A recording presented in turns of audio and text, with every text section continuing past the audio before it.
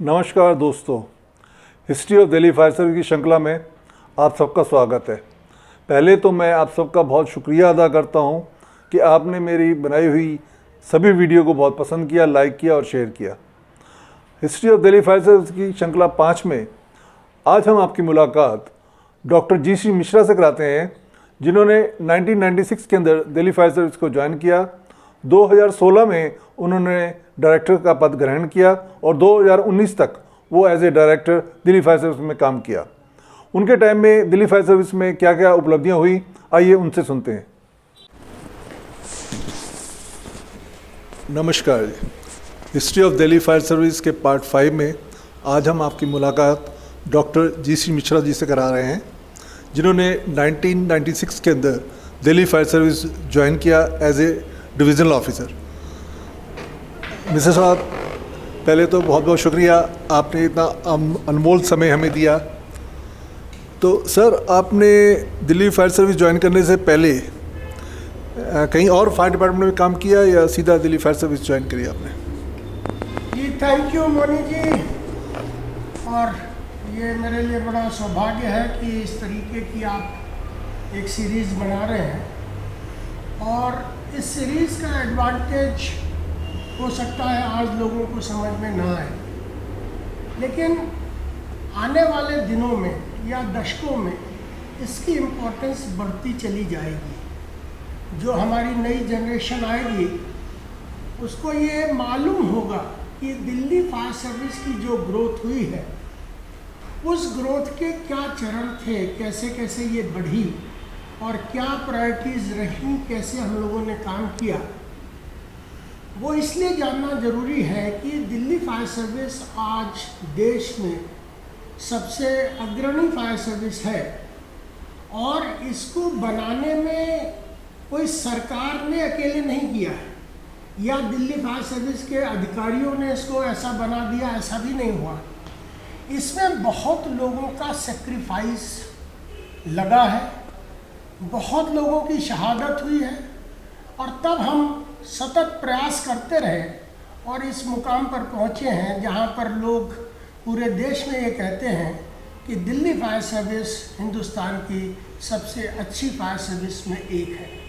और काफ़ी लोग तो ये भी कहते हैं कि दिल्ली फायर सर्विस के पैरेलल कोई भी सर्विस आज की डेट पर नहीं है। और जहाँ तक सवाल है मेरा फायर सर्विस का कैरियर, मैंने 1982 में अपना कैरियर शुरू किया था। इंडियन पेट्रोकेमिकल्स कॉर्पोरेशन लिमिटेड एक गवर्नमेंट ऑफ इंडिया अंडरटेकिंग है, जो बाद में रिलायंस को बिक गई, और 82 to 84 में वहाँ पर रहा as a management training technical, और उसके बाद 84 में मैंने national fire service college join किया एज ए असिस्टेंट डायरेक्टर, और 1996 तक मैं वहाँ पर रहा, और अप्रैल 1996 में मैंने दिल्ली फायर सर्विस को ज्वाइन किया एज ए डिविजनल ऑफिसर, और अंत में 29 फरवरी 2019 को मैं सेवानिवृत्त हुआ हूँ। और मुझे अपने पूरे कैरियर पे बहुत फ़ख्र है कि जो उम्मीदें हमसे की गई थी, उस उम्मीदों पर हमने खरा उतरने की कोशिश की है। आगे आने वाली जनरेशन ये बताएगी कि हमारी सक्सेस कितनी हुई है, कहाँ पर हमारी फेल्योर हुई है, और वो फेल्योर्स को आगे आने वाली जनरेशन हमारी कैसे मेकअप करेगी, सो दैट हमारी जो दिल्ली फायर सर्विस आज सबसे अच्छी फायर सर्विस है, ये एक मुकाम है, और इस पर बने रहना बहुत ज़्यादा इम्पोर्टेंट है। और उम्मीद है कि सारे लोग इस पर मिल करके काम करते रहेंगे, तो हमारा ये जो रुतबा हमने हासिल किया है देश में, उस पर हम कायम रह सकें। सर, आप नेशनल फायर सर्विस कॉलेज में भी 12 साल पढ़ाया आपने, उसके पश्चात प्रेस्टीजियस दिल्ली फायर सर्विस को ज्वाइन करा, और एज डीओ से लेके आपने रेस करा डायरेक्टर लेवल तक दिल्ली फायर सर्विस। तो ये जो पीरियड था, ये जर्नी आपकी कैसी रही, संक्षिप्त में इसके बारे में बताएंगे सर? देखिए बताना साहब, थैंक यू। हमारा जो कॉलेज का कैरियर था, अगर आपको सही उसका उसके बारे में बताएं जो फैक्ट्स है। कॉलेज में डायरेक्टर थे मिस्टर कुणाल राय, और कॉलेज में इंस्ट्रक्टर्स की बहुत कमी थी। मैं IPCL में काम करता था और वहाँ पर हमारा पे स्केल था 1100-2600 का, और उन्होंने एक मुझे इनलाइन लेटर लिखा था, अंतर्देशीय पत्र जो पहले चलते थे, उन्होंने एक व्यक्तिगत पत्र मुझे लिखा कि मिश्रा, कॉलेज को तुम्हारी ज़रूरत है, तो मैं ये उम्मीद करता हूँ कि तुम कॉलेज आओगे और कॉलेज को अपनी सेवाएं दोगे। और कॉलेज में उस समय पे स्केल जो था वो 840-1200 का था। तो मैंने IPCL से जब रिज़ाइन किया तो मुझे बुलाया गया मैनेजमेंट में, और वो ये कह रहे थे कि इतना बड़ा पे स्केल छोड़ करके आप इतने छोटे पे स्केल पर कॉलेज में क्यों जा रहे हो।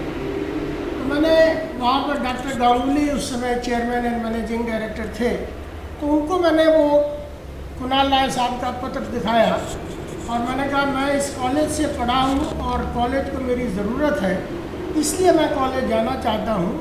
और जो मेरे इंस्ट्रक्टर थे उस समय, कुणाल राय साहब आज डायरेक्टर हो गए हैं, उनका ये विश्वास मेरे में कायम रहे, इसलिए मैंने IPCL छोड़ करके नेशनल फायर सर्विस कॉलेज को ज्वाइन किया। 2 पर्पस थे हमारे। एक तो कॉलेज में मैं खुद पढ़ा था, और किसी कॉलेज में जिसमें आप पढ़ते हैं वहाँ पर फैकल्टी मेंबर बनने का जो सुख है, जो प्लेजर है, वो किसी दूसरे में नहीं है। और जो ऑब्जेक्टिव्स थे मेरे, मैंने जो सफरिंग्स देखी थी ट्रेनिंग ऑफिसर्स की, कि उनको जो कठिनाइयाँ आती थी उनको कैसे रिजॉल्व करूं, और दूसरा एक मेरा जो ध्येय था बिहाइंड दी कर्टेन कहिए, वो ये था कि मैं अपने आप को कैसे और इम्प्रूव करूं। तो मैंने अपनी एजुकेशनल क्वालिफिकेशन जो थी उसको बढ़ाने के लिए पूरा नेशनल फायर सर्विस कॉलेज का जो मेरा 12 साल का एक्सपीरियंस था, जो वहाँ स्टे था, उसको मैंने पूरी तरीके से यूटिलाइज़ किया पर्सनल डेवलपमेंट के लिए। और ये जो पर्सनल डेवलपमेंट हुआ इसको काफ़ी अप्रिशिएट किया गया।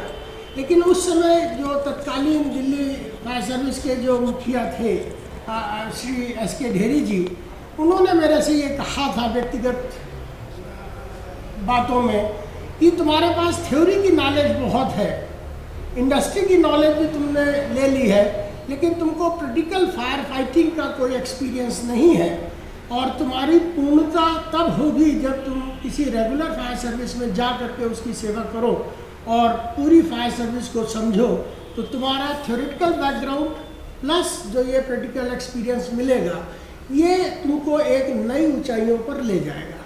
तो मैंने फिर एम किया कि मैं किसी फायर सर्विस में जाऊं, और मेरी किस्मत है, अच्छी थी बहुत और अच्छी है कि मैं दिल्ली फायर सर्विस से जुड़ा और मुझे दिल्ली फायर सर्विस की सेवा करने का अवसर मिला।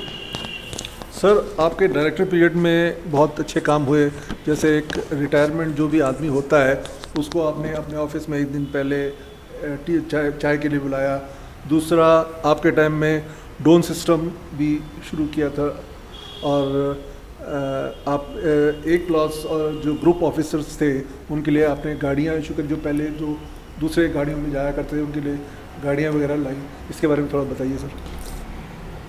अरे जी, देखिए, हम लोग जो काम कर रहे थे दिल्ली फायर सर्विस में जो और दूसरी फायर सर्विस में एक बहुत बड़ा फर्क था कि हम लोगों की टीम काम करती थी। हम लोगों ने कभी आइसोलेशन में काम नहीं किया, और जो हमारा थिंक टैंक था कि चीफ फायर अफसर, डिप्टी चीफ और उसके नीचे के लेवल पे हम लोग हमेशा इन बात पर चर्चा करते थे कि दिल्ली फायर सर्विस को कैसे ग्रो कराया जाए। और जब मैं 96 में यहाँ पर आया था तो पोस्ट बहुत कम थी, और लीगल जो स्टैट्यूटरी अरेंजमेंट्स थे वो इतने अच्छे नहीं थे। तो ये हम लोगों ने डिसाइड किया सब लोगों ने मिल करके, और ये अगुवाई की थी श्री SK ढेरी जी ने, और RC शर्मा जी, AK शर्मा जी, सुरेंद्र कुमार साहब, संतोष सिंह, हम सब मिल करके यही चर्चा करते थे। और उन चर्चाओं को ले करके हम लोगों ने एक लॉन्ग टर्म प्लान बनाया था दिल्ली फायर सर्विस के लिए, कि हम अपने सारे रैंक्स को पहले तो हम अपनी एक ऑर्गेनाइज्ड स्ट्रक्चर बनाए, जो कि किसी फायर सर्विस के पास नहीं था। जब मैं आया था तो चीफ फायर अफसर दिल्ली का वो SSP के स्केल में थे, और आज की डेट पर वो आईजी के स्केल में है और मेरे ख्याल से आने वाले दिनों में डीजी के स्केल तक जाएंगे। और 5 डीआईजी, हिंदुस्तान में 1 डीआईजी की पोस्ट होती थी सीआईएसएफ में, लेकिन आज दिल्ली फायर सर्विस के पास 5 डीआईजी है। और जो हमारा दिल्ली फायर सर्विस एक्ट बना था 2007 में, और जो दिल्ली फायर सर्विस एक्ट 2009 जो 10 में उसको हम लोगों ने इन्फोर्स किया था, वो हिंदुस्तान का एक पॉइनियर एक्ट है। सारी फायर सर्विसेज ने स्टार्टिंग की थी, आंध्र प्रदेश ने, उसने हमारा एक्ट कॉपी किया। उसके बाद कई फायर सर्विस एक के बाद एक उसको कॉपी करती चली गई। यहाँ तक कि वो एक्ट आज की डेट पे जो भारत सरकार का मॉडल फायर सर्विस बिल है उसमें भी बहुत ज़्यादा इंक्लूडेड है। और आसाम फायर सर्विस एक्ट भी इसी लाइंस पर डेवलप किया गया है, वो भी मेरे ख्याल से आने वाला है। बिहार फायर सर्विस एक्ट, मतलब काफ़ी फायर सर्विस ये फील करती थी कि दिल्ली का जो स्ट्रक्चर है ये एक ड्रीम स्ट्रक्चर है। मैं आपको बताऊं कि हम पे कमीशन में कुछ हमारी इक्वेशंस थी, हम वहाँ पर गए थे कुछ हायर पे स्केल्स लेने के लिए दिल्ली फायर सर्विस के लिए। तो जो सेक्रेटरी थे उस समय उन्होंने मेरे से ये कहा था कि पूरी हिंदुस्तान की फायर सर्विस वो दिल्ली फायर सर्विस के पे स्केल्स मांग रही है और आप कह रहे हो कि आपका पे स्केल कम है, इसको और बढ़ाया जाए। उन्होंने हालांकि मानी हमारी बात, कुछ हमको पे स्केल्स में एडवांटेज मिले, पर जो पूरा जो ऑब्जेक्टिव था वो एक ऑर्गेनाइज्ड ग्रोथ का था। वाइल्ड ग्रोथ जो होती रही है कि किसी की इक्वेशन गवर्नमेंट में अच्छी है या कॉरपोरेशन में अच्छी है, वो 1-2 पोस्ट सेंक्शन करा लाए, पर कभी ऑर्गेनाइज्ड ग्रोथ नहीं हो पाई थी। इस ग्रोथ को जो हम लोगों ने इंश्योर किया वो दिल्ली फायर सर्विस एक्ट के थ्रू किया। और ये एक्ट इस्टेब्लिशमेंट मैटर्स हो या ट्रेनिंग मैटर्स हो, वेलफेयर हो या उसके बाद ऑर्गेनाइजेशनल ग्रोथ हो, फायर प्रिवेंशन हो, ये एक ऑलराउंड डेवलपमेंट को इसने इंश्योर किया और हम लोग इसमें काफ़ी आगे बढ़े। और देश के सामने एक ये एग्जाम्पल है कि दिल्ली फायर सर्विस एक्ट अगर आप फॉलो करते हैं with certain changes suiting to states, तो फायर सर्विस की ग्रोथ अच्छी होगी।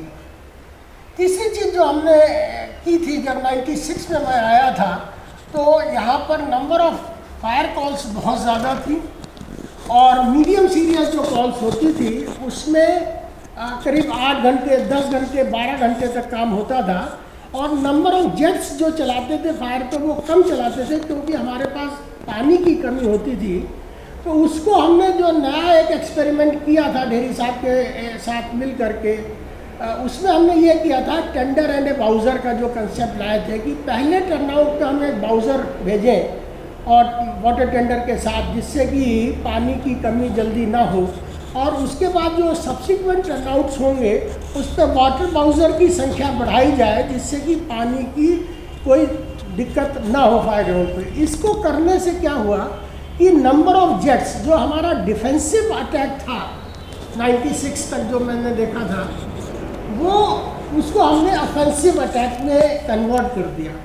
और जिस समय मैं आया था उस समय दिल्ली फायर सर्विस में कुल 2 लाख लीटर पानी था जो गाड़ियों के ऊपर था, जिसको कि मोबिलाइज किया जा सकता था। और उसको बढ़ा करके हमने 14 लाख लीटर पानी, आज की डेट पर जब मैंने सर्विस छोड़ी थी तो 14 लाख लीटर पानी हमारे पास गाड़ियों में था, जिसको कि आप एक वायरलेस मैसेज से पूरा मोबिलाइज कर सकते थे। तो एक ये बहुत बड़ा ड्रास्टिक चेंज हुआ इंडिया में, इसको काफ़ी लोगों ने फॉलो किया। नंबर ऑफ जो मीडियम सीरियस कॉल्स थी वो बहुत कम हो गई और कॉल्स की ड्यूरेशन भी बहुत कम हो गई थी। हमने कोई भी, मुझे नहीं याद है कि 2-3 फायर्स को छोड़ करके जहाँ पर हमने 3 या 4 घंटे से ज़्यादा फायर फाइटिंग की हो और उसके बाद स्टॉप मैसेज दे देते थे हम। और जो पहले हम 12-12 घंटे काम करते थे, फिर रिलीव आती थी, बहुत ऐसी चीज़ें थी जो ख़त्म हो। और एक और जो समस्या थी, सरकार में हम लोगों को लगता था कि जो हमारे शोल्डर रैंक्स हैं इसको उतना रिकग्निशन नहीं मिलता जितना कि हम लोग काम करते हैं। तो इसको हमने अशोक की जो एक स्टेट एम्बलम था उसको हमने कोशिश की कि ये हमारे शोल्डर पे आना चाहिए और इस पर हमने करीब 5 साल काम किया। 5 साल के बाद सरकार ने हमारी ये बात मानी और हमने जो रैंक्स हैं, स्ट्रक्चर अगर आज आप देखें तो वो कंपेरेबल है विद पुलिस और पैरामिलिट्री फोर्सेस के तरीके से, और जो पब्लिकली रिकग्नाइज्ड है। इसने हमको एक नया सोशल रिकग्निशन दिया, और मुझको बहुत खुशी है कि जब मैं रिटायर हुआ तो मैं भी अपने शोल्डर पर आईजी का रैंक लगाता था। सर, जो हमारा स्थापना चिन्ह है उसको भी आपने चेंज कराया था। पहले तो दूसरा था, शेर हुआ करते थे, आपके टाइम में उसके नीचे सत्यमेव जयते और विस्तार टू से, ये आपके टाइम में ही हुआ था? जी हाँ, ये भारत सरकार का इनिशिएटिव था। ये एक PIL हुई थी, उसके बाद कुछ RTIs लगी। उसमें ये हुआ कि जो एम्बलम है, एम्बलम के नीचे जब तक आप सत्यमेव जयते नहीं लिखेंगे तो वो एम्बलम इनकम्प्लीट है। तो उसकी कंप्लीटनेस के लिए जो एक्चुअल जो अशोक एम्बलम है, स्टेट एम्बलम, उसके नीचे सत्यमेव जयते लिखा हुआ है। इसलिए हमने अपने भी स्ट्रक्चर में उसको चेंज किया, और आज की डेट पे हमारा सत्यमेव जयते उसमें लिखा हुआ है। सर, आपका इतना रिच एक्सपीरियंस है इस फील्ड में, पढ़ाने में भी और प्रैक्टिकल भी, इंडस्ट्री का, और बहुत कुछ आपने बताया जो हमारे लिए भी एक नया मैसेज है। तो आप जो नई जनरेशन आ रही है फायर फाइटिंग के अंदर इन एनी रैंक, उनको आप क्या सुझाव देते हैं आगे आने वाली जनरेशन को अपने एक्सपीरियंस से? मोटावे साहब, देखिए, मैंने जो ज़िंदगी में मेरी पूरी फायर सर्विस का कैरियर जो 82 में शुरू हुआ और 2019 में ख़त्म हुआ, मैंने कभी किसी चीज़ की मांग नहीं करी। और मेरा ये सिद्धांत है कि मैं अपने आप को प्रूव करूँगा, और ये अगले आदमी को सोचना है कि उसने मुझे क्या देना है। मैंने पूरी उम्र मैं कभी किसी के पास किसी चीज़ को मांगने के लिए नहीं गया व्यक्तिगत उसमें।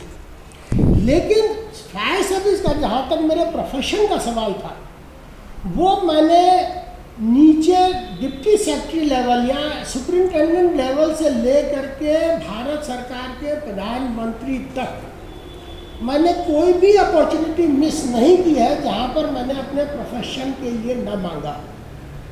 और चूंकि मैं प्रोफेशन के लिए मांगता था, अपने स्टाफ के लिए मांगता था, उनके वेलफेयर के लिए मांगता था, इसलिए मैंने जितना भी मांगा और जब भी मांगा, कोई भी सरकार रही हो, उसने हमारी बात को सुना और हमें वो दिया।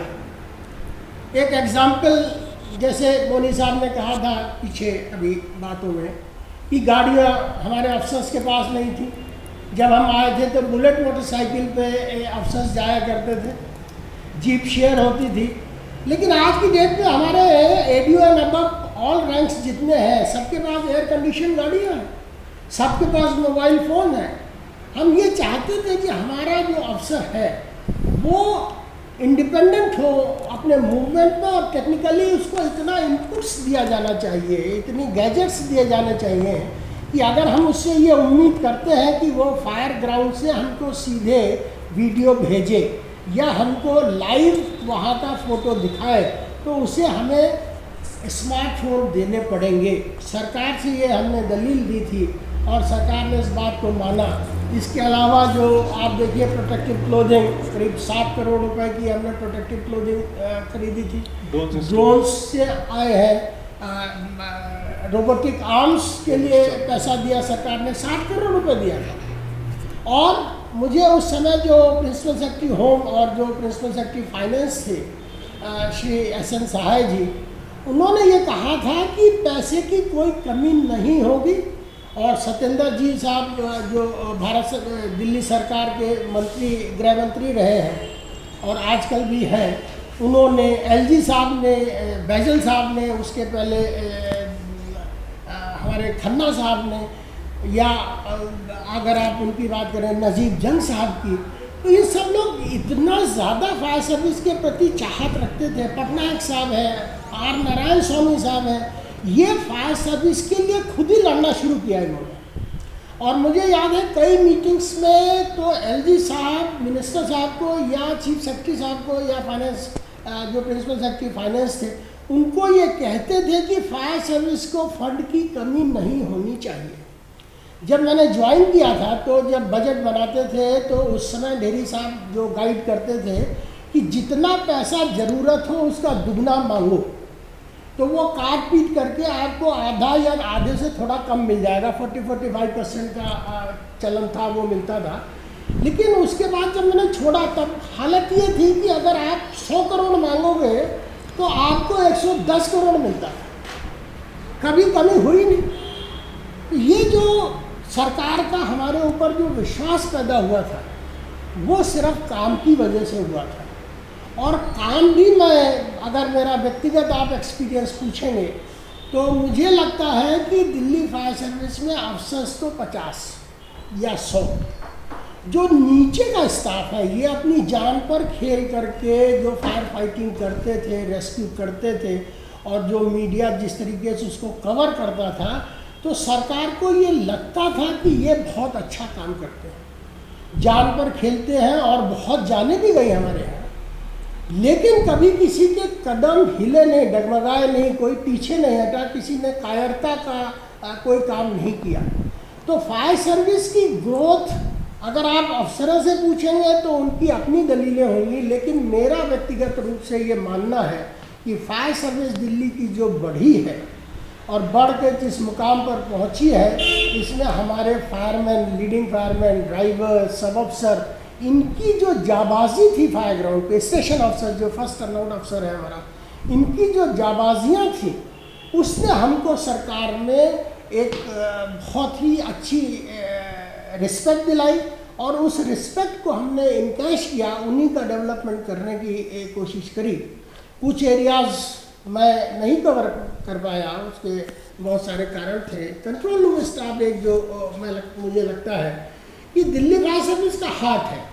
आपकी तैयारियां फायर स्टेशन पर कितनी अच्छी हो, कितने अच्छे आपको इक्विपमेंट दे दिए जाए, कितनी अच्छी मैन पावर दे दी जाए, लेकिन अगर कंट्रोल रूम की फंक्शनिंग अच्छी न होती, उनका अपना जो तरीका था, मैं कई सीनियर्स हमारे जो कंट्रोल रूम के थे उनसे मैं पूछता था कि आप लोग कैसे पता कर लेते हैं कि किसी फायर पे 2 टेलीफोन आए, 4 टेलीफोन आए। तो वो फायर ब्रिगेड का जो अफसर जाता था फायर ग्राउंड पे, वो गाड़ी मांगने के पहले ही वो ये कहते थे हमने ऑलरेडी भेज दी। तो मैं उनसे पूछता था, एक रामानुज साहब थे उनको पूछता था, बरुआ साहब, और एक हमारे शर्मा जी थे, इन लोगों को मैं पूछता रहता था कि भाई आप ये बताओ कि ये कैसे आप एसेस कर लेते हो। तो बोले ये हमारा तजुर्बा है, कितनी कॉल आई और किस भाषा में उसने हमसे बात की, उसमें क्या एक्साइटमेंट था, तो उससे हम ये पता कर लेते थे कि फायर का साइज़ कितना बड़ा होगा, और पिछली आगों को देखते हुए उस एरिया में कितनी आग बढ़ सकती है, ये हमारा अंदाज़ा हमको लगाना बड़ा आसान होता था। और उन्होंने जो टर्नआउट कराए उससे ही हम फायर फाइटिंग कर पाए। अगर कंट्रोल रूम की फंक्शनिंग प्रॉपर नहीं होती, वो हार्ट अगर हमारा उतनी ब्लड सप्लाई नहीं करता जो हमको ज़रूरत थी, तो शायद दिल्ली फायर सर्विस आज वहाँ नहीं पहुँचती जहाँ पर ये पहुँची है। सर, आपने कंट्रोल के बारे में बात करी, बहुत अच्छी बात। ये आपने फंक्शनिंग की बात करी, इससे हट के एक सवाल है सर, आपने 4 HODs के साथ काम करा, खुद भी HOD रहे, तो कहते हैं पुराने सीनियर अफसर्स की भी जब सर्विस में आओ तो कम से कम 3 प्रमोशन मिलनी चाहिए। तो ऐसा क्या अभाव रहेगा कि कंट्रोल स्टाफ को प्रमोशन चैनल से अलग रखा गया या पीछे रह गए? कोई ना कोई रीजन्स होंगे। और एक सर, जो सूत्रों से पता लगता है स्टेशन अफसर जो है बहुत की पोस्ट है, आज से नहीं, शुरू से ही, फ्रॉम वेरी बिगनिंग, और ये एक सीनियर अफसर्स के बीच और स्टाफ के बीच का ब्रिज है, मध्यांतर है। लेकिन ऐसा सुनने में आता है कि अब कुछ स्टेशन अफसर की वैल्यू नहीं रही, या स्टाफ उस तरफ ध्यान नहीं देता, फर्स्ट रिस्पॉन्डर है, स्टेशन का वो मालिक है, सारी चीज़ें वही रिप्लाई देता है। तो सर इस बारे में कुछ आप सुझाव दें या कुछ इम्प्रूवमेंट की जाए। गलती होती है सब जगह, लेकिन उसको इम्प्रूव भी किया जाता है। अगर उसको इम्प्रूव किया जाए तो दिल्ली फायर सर्विस के लिए बहुत अच्छा रहेगा। देखिए बनारस साहब, 2 इश्यूज आपने उठाए हैं। एक तो कंट्रोल रूम स्टाफ का प्रमोशन और दूसरा स्टेशन अफसर। तो पहले मैं कंट्रोल रूम स्टाफ के बारे में आपको बताऊंगा। मैं जब ज्वाइन करने के बाद मैंने जब इसकी स्टडी की थी तो मुझे लगा कि कंट्रोल का जो एक आइसोलेटेड कैडर बना, उस आइसोलेटेड कैडर होने की वजह से ये मेन स्ट्रीम से अलग चले गए। और 4th पे कमीशन तक। इसमें पहले आप देखिए, अगर प्रमोशन की बात की जाए तो इनका RTO था, फिर रेडियो ऑपरेटर भी हुआ, फिर बाद में RTO कर दिया गया उसको, फिर असिस्टेंट वायरलेस अफसर ग्रेड 1, ग्रेड 2, फिर असिस्टेंट वायरलेस अफसर, फिर वायरलेस अफसर, इनका भी कैडर था। लेकिन इस कैडर का जो सबसे बड़ा डिफेक्ट था वो ये था कि जो RTO या जो रेडियो ऑपरेटर्स या जो असिस्टेंट वायरलेस अफसर AWLO 1, 2, ये जो ग्रेड थे, इनमें पे स्केल बहुत छोटे छोटे पे स्केल थे। तो प्रमोशन मिलने के बावजूद भी इनको कोई फाइनेंशियल बेनिफिट नहीं मिलता। और इनको मेन नुकसान हुआ जब 5th पे कमीशन आया, तो 5th पे कमीशन में काफ़ी पे स्केल को मर्जर कर दिया गया। तो इनके जो नीचे के जो प्रमोशनल पोस्ट थी, उस पर मर्जर की वजह से सारे लोग एक ही पे स्केल में आ गए, और ऊपर की जो पोस्ट थी वो कभी भरी नहीं गई। मेरे ख्याल से अरोड़ा साहब थे, अरोड़ा साहब के बाद कोई वायरलेस अफसर नहीं बना होगा। Very true sir. ठीक है, और असिस्टेंट जो वायरलेस अफसर थे वहीं तक, क्योंकि सारी चीज़ें प्रमोशन में डाली गई थी, और नीचे चूँकि कैडर ही नहीं था, इसलिए कोई ऊपर बढ़ नहीं पाया। मेरा स्पष्ट रूप से मानना था कि फायर सर्विस का जो कम्युनिकेशन विंग है, उसका भी पे स्केल और रैंक स्ट्रक्चर वही होना चाहिए जो कि फायर सर्विस में दूसरे ऑपरेशनल विंग का था। जी, मैं चाहता था इनको कि ये लीडिंग फायरमैन से स्टार्ट करें। जो RTO की पोस्ट थी इनकी लीडिंग फायरमैन के पे स्केल में थी, तो वहाँ से ये स्टार्ट करें, और उसी कैडर में ये सब ऑफिसर, स्टेशन अफसर या ADO चले, वनस्पति इसके कि आप असिस्टेंट वायरलेस अफसर बनाए या AWLO और ये सब झंझट में फंसे।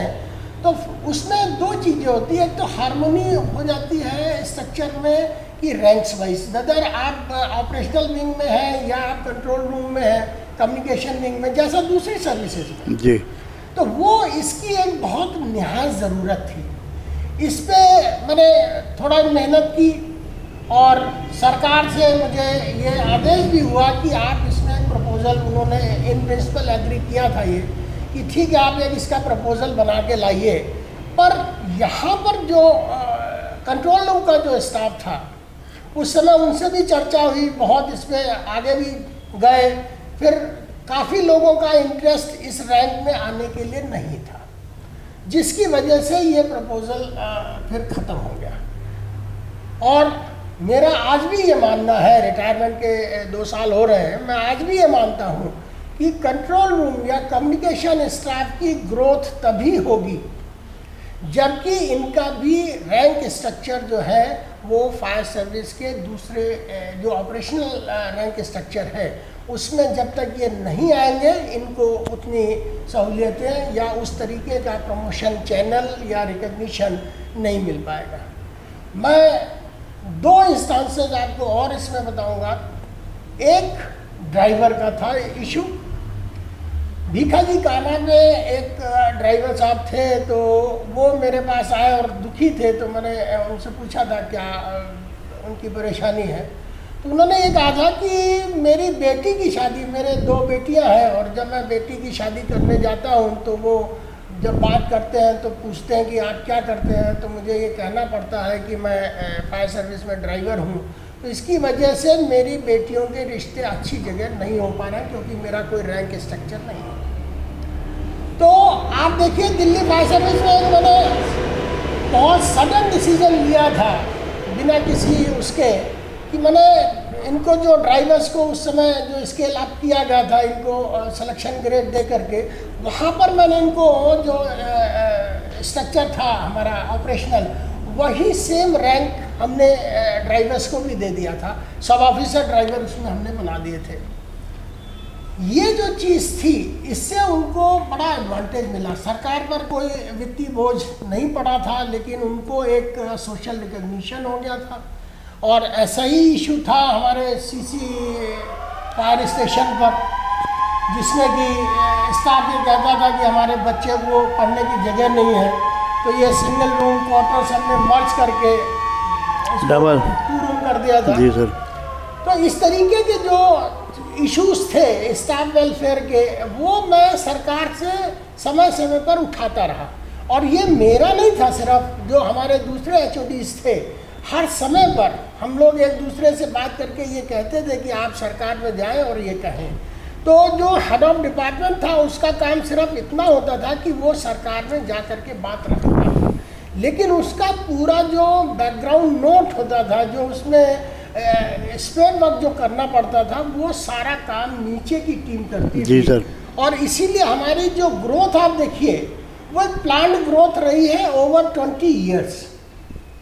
कभी भी जो प्लान का डेवलपमेंट था उसको हम लोगों ने नहीं छेड़ा। कोई भी HOD रहा हो, वो प्लान डेवलपमेंट वही रहा। और उस पर हम लोगों ने, जैसे चाइना वॉल बनी थी कि कोई भी शासक रहा हो चाइना में, वो उसमें ईंटें लगाता जाता था और चाइना वॉल बन गई। इसी थ्योरी पे हम लोगों ने भी काम किया कि हम प्लान अपना चेंज नहीं करेंगे और उसमें जो भी सरकार आज की डेट पे देगी वो लेंगे और आगे इसी प्लान के हिसाब से चीज़ें मांगते रहेंगे, जिससे कि हमारी ग्रोथ, एक 50 साल का हमने प्लान जो बनाया था, वो 50 साल का प्लान कामयाब होने पर ये फायर सर्विस हिंदुस्तान की दूसरी फायर सर्विस या जो दूसरी पैरामिलिट्री फोर्सेस हैं उसके एट पार दिखाई जी देगी।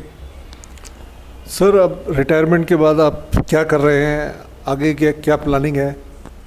देखिए मोनी साहब, मैं रिटायर हुआ ही नहीं। Very good sir, very good. मैंने दिल्ली फायर सर्विस से जो सेवानिवृत्ति हुई, जो सरकार का नियम था उसमें मैं बाहर हुआ, दूसरों को जो टीम थी उसने टेक ओवर किया। और रिटायरमेंट के बाद, जिसको आप कह रहे हैं, मैंने रिटायरिंग कर ली अपनी, और now I am retired rather than retired. मुझे पढ़ने का शौक़ है, मैं आज भी पढ़ता हूँ। और पूरी सर्विस कैरियर में मैं कोई भी दिन ऐसा नहीं होता था जिस दिन मैं 5-6 घंटे या 7 घंटे न पढ़ता हूँ। और जब मैं डायरेक्टर बना था तब तो मैं 8-8, 10-10 घंटे स्टडी करता था, नई चीज़ें निकालने के लिए, सरकार से आर्ग्यू करने के लिए। और पढ़ाई ने मुझे, मेहनत ने मुझे एक डिविजनल अफसर से ले करके डायरेक्टर के रैंक तक पहुँचाया।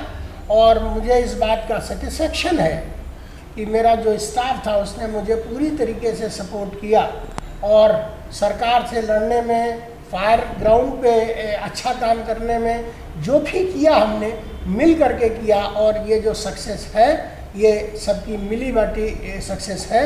इसमें कोई इंडिविजुअल क्लेम अगर कोई करता है तो मेरे ख्याल से वो ठीक नहीं होगा, और मैं भी ऐसा नहीं करना चाहूँगा। सर, एक लास्ट सवाल, स्टेशन अफसर की पोस्ट है सर, इसके बारे में कुछ रोशनी डालिए सर, इसके इम्प्रूवमेंट के लिए, ताकि उसको वही इम्पोर्टेंस मिले। देखिए, स्टेशन अफसर इज़ ए फर्स्ट टर्नआउट अफसर। जी सर। और किसी भी फायर को बढ़ेगी या घटेगी या बुझा दी जाएगी या खराब कर दी जाएगी, ये सारा स्टेशन अफसर पर डिपेंड करता है। सर, अगर उसने सही डिसीजन ले लिया, उसको सही रिसोर्सेज मिल गए, तो फायर वो जल्दी बुझा देगा और जान और माल का कम नुकसान होगा। लेकिन दिल्ली फायर सर्विस का जो 1986 में जो एक्ट आया, 1987 के जो रूल्स बने, उसमें फायर प्रिवेंशन वर्क को एक स्टैट्यूटरी स्टेटस मिल गया। और ये फायर प्रिवेंशन का और फायर ग्राउंड ऑपरेशन की जो मिक्सिंग हुई, उस मिक्सिंग में हालांकि हमारा जो स्टैट्यूट्स है, जो एक्ट है या रूल्स है, उसमें हमने स्टेशन अफसर का रैंक ये कहा है कि he can be A nominated authority, लेकिन उनको हमने नॉमिनेटेड अथॉरिटी नहीं बनाया।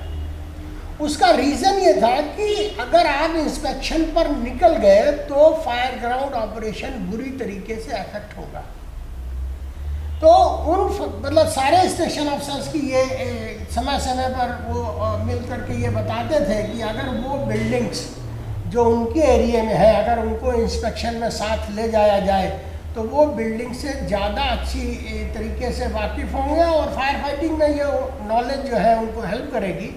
लेकिन चूँकि हर स्टेशन पर एक ही स्टेशन अफसर है, इस वजह से वो कभी नॉमिनेटेड अथॉरिटी नहीं बने और अपने एरिया के इंस्पेक्शन में शामिल नहीं किए जा सके। अगर स्टेशन अफसर का रैंक, अगर आप चाहते हैं कि ये सही मामले में स्टेशन ऑफिसर का जो ओहदा है, जो उसकी जिम्मेदारियां हैं, जो उसका कंट्रीब्यूशन है ऑर्गेनाइजेशन में, ये तभी संभव होगा जब स्टेशन पर 2 या 3 स्टेशन अफसर किए जाएं, उसमें से बाई रोटेशन उनको फायर प्रिवेंशन का वर्क भी दिया जाए। तो स्टेशन अफसर जो है ऑपरेशंस और स्टेशन अफसर फायर प्रिवेंशन, ये जब तक नहीं आएगा सर्विस में तब तक स्टेशन अफसर इसी तरीके से इग्नोर होता रहेगा। और चूंकि वो अपने आप को इग्नोर फील करता है, इसकी वजह से उसको जो इंटरेस्ट लेना चाहिए फायर फाइटिंग में, शायद उसमें भी थोड़ी कमी आई है।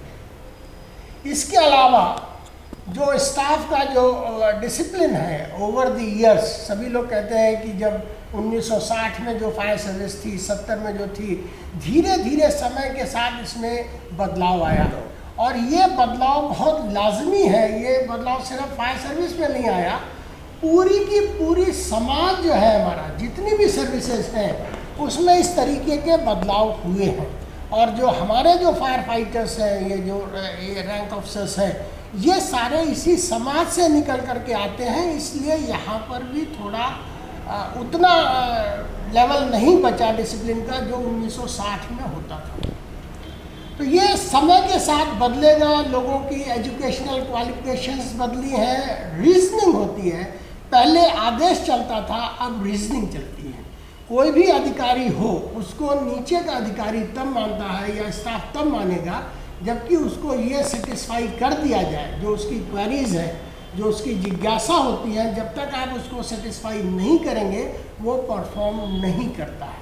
पहले के टाइम पर जब लोग कम पढ़े लिखे थे तो वो सिर्फ आदेश को मान करके ही आगे चलते थे, उनकी अपनी कोई रीजनिंग नहीं होती थी। आज का स्टाफ पढ़ा लिखा है, एनलाइटेंड है और वो भी कुछ करना चाहता है, इसलिए वो रीजनिंग करता है। तो रीजनिंग के लिए आपको उन्हें अपॉर्चुनिटी देनी पड़ेगी। सर, आने वाली जनरेशन के लिए कोई मैसेज आपके तरफ?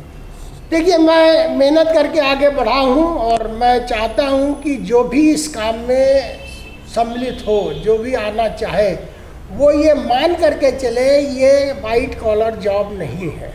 और आप किसी भी रैंक पर फायर सर्विस में पहुँच जाएं, फायरमैन से ले करके डायरेक्टर तक, आपको वाइट कॉलर जॉब की एक्सपेक्टेशन नहीं होनी चाहिए। ज़रूरत पड़े तो आप भी होज उठाने के लिए तैयार होने चाहिए। ये टीम वर्क है, इस टीम में आपको अपना 100% देना पड़ेगा, तब फायर सर्विस की रेपुटेशन बनेगी। अकेला काम इसमें कोई नहीं कर सकता। एक दूसरे की जवाबदारी, एक दूसरे पे भरोसा ही फायर सर्विस की सक्सेस स्टोरी लिखता है। तो मेहनत करिए, लोगों का भरोसा बनाए रखिए और अपना 100% दीजिए। टीम में जब तक आप रहेंगे और टीम के साथ रहेंगे, टीम के लिए रहेंगे, तब तक आपको सक्सेस से कोई दूर नहीं कर सकता। Thank you very much sir. ये थे डॉक्टर जीसी मिश्रा। आज हम जो हिस्ट्री नंबर 5 में पहुँचे हैं, इसकी शुरुआत डॉक्टर साहब के कहने पे ही की गई थी। इन्होंने ही मुझे प्रेरणा दी थी कि भाई आपके पास इतना मटेरियल है, इसको आप वीडियो की शक्ल में क्यों नहीं बनाते। इन्हीं के प्रेरणा से हम आज हिस्ट्री 5 तक पहुँचे हैं। अब हम आपसे इजाज़त लेते हैं। मैं अपना साथी अनिल भंडागर के साथ डॉक्टर साहब का शुक्रिया अदा करते हुए जय Hind. Thank you sir. Thank you very much.